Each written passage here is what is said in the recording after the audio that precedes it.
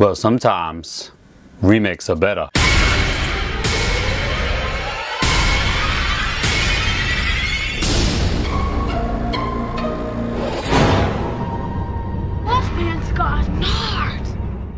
Pet Sematary is a 2019 horror movie directed by Kevin Kolsch and Dennis Widmeyer, and it stars Jason Clarke, Amy Seimetz and John Lithgow. Now, before I get into this review, it's a spoiler-free review. However, I'm going to be talking about what we saw in the trailers for Pet Sematary. I know that the trailers gave away a lot of things, so if you haven't seen the trailers and if you've avoided the trailers, then don't watch this review, because I will be talking about what we saw in the trailers. Apart from what we saw in the trailers, everything else will be spoiler-free. Louis Creed and his wife Rachel relocate from Boston to rural Maine with their 2 children. The couple soon discover a mysterious burial ground hidden deep in the woods near their home. So first things first, we'll start with the plot of the movie. If you've seen the original Pet Sematary from 1989, you know the plot. The plot is very, very similar to the 1989 movie. A few things have changed to keep up to date with the modern world.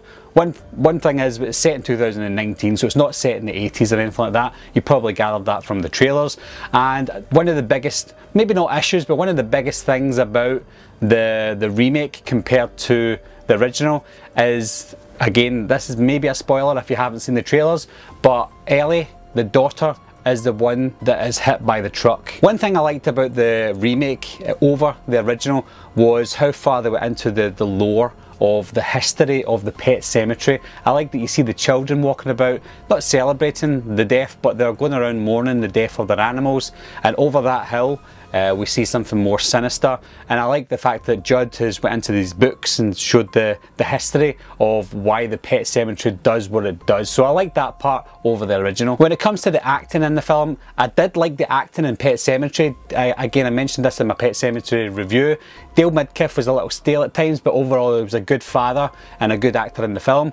I think this movie, the acting is a whole lot better than it was in the original, and the original was good acting, but it just had better acting in the remake. I don't know if that's because it's set these days, the acting's a lot different these days, but I just think overall everybody done a great job. I think that Amy Seimetz, this is the first film I've seen her in, or the first film that I recognised her in. She plays the mother in this, Rachel.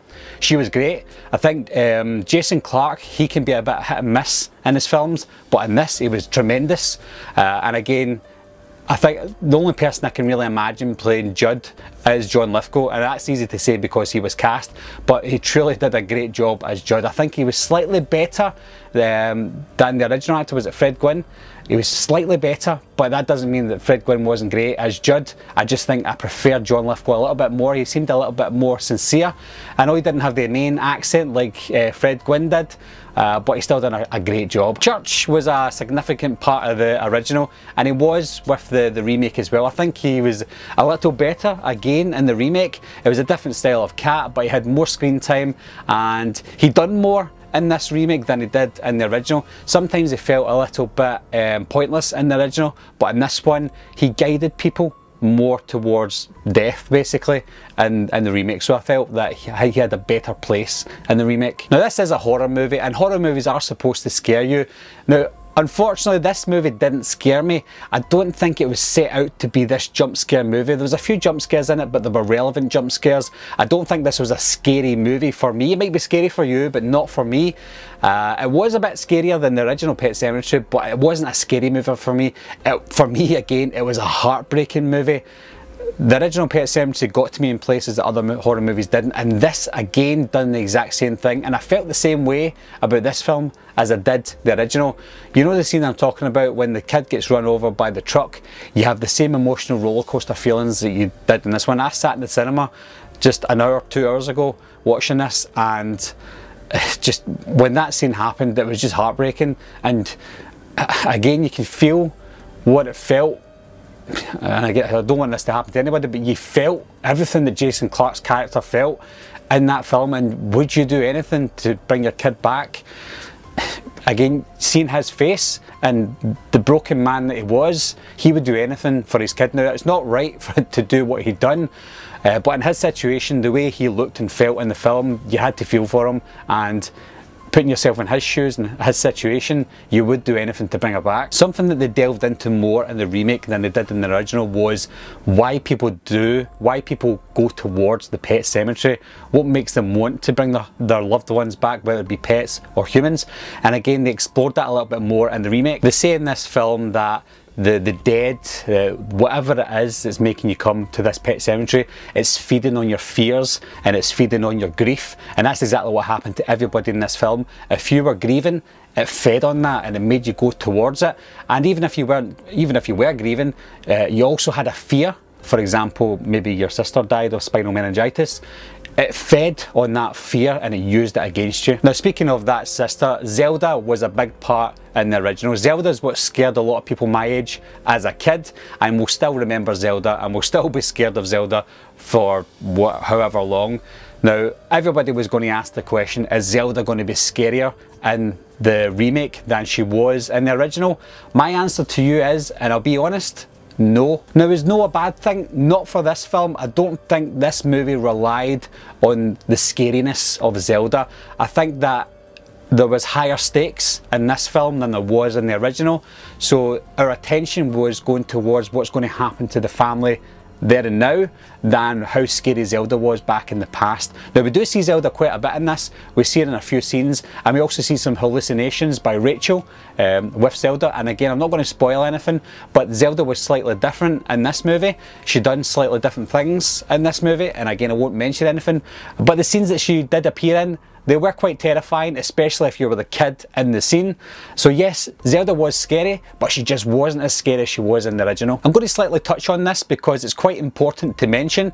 I'm going to do a different video regarding this, and this is the Stephen King universe. That there's rumours of a Stephen King universe being built within these new movies that are coming out. For example, It from 2017, Pet Sematary from this year, and obviously It Chapter 2 that's coming out in 2019 September. Similar to the Conjuring universe, there's rumours that there's going to be a Stephen King universe.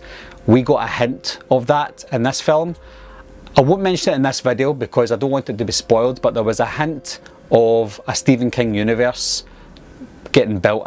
They did hint it in The Dark Tower, but a lot of people want to forget that. There seems to be a subtle hint to a certain movie that I can't mention at the moment because it may spoil something, but I'll mention that in a different video. I'll go into that other video another time because that will contain spoilers. I won't mention it in here, but there is a hint of a Stephen King universe. Back onto the movie, we get to near the end of the film. The stakes are high. Hearts are pumping, people have died, more people are dying, and you get the gist of what kind of happens in the original Pet Sematary. It ends slightly different in this movie, and I think the ending and the payoff in this film was a lot bigger, and because of the way we felt for the characters in this movie, they had a bigger dynamic. We felt for them more in this film, whether we're bad people or good people. We just felt for this family, and we didn't want anything bad or anything more bad to happen with the family. So what happened at the end of this remake, I just felt had a bigger payoff, and it was a great ending. So despite the changes in some of the plot and some of the characters in the remake, I felt that the remake was far superior to the original.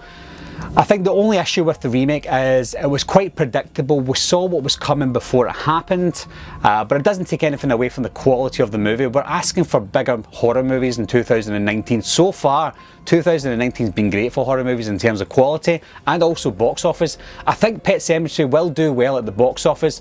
Probably won't make as much as Stephen King's It made in 2017, but I think it will make a fair amount. So what did you think of the new Pet Sematary from 2019, guys? As always, leave your comments down below if you've seen it. Try and leave spoilers out of the comments for the time being, because it is a spoiler-free review, but we can get it discussing in a few weeks' time once everybody's seen it. Anyway, guys, thanks a lot for watching again. Thanks for subscribing, and remember, sometimes dead is better.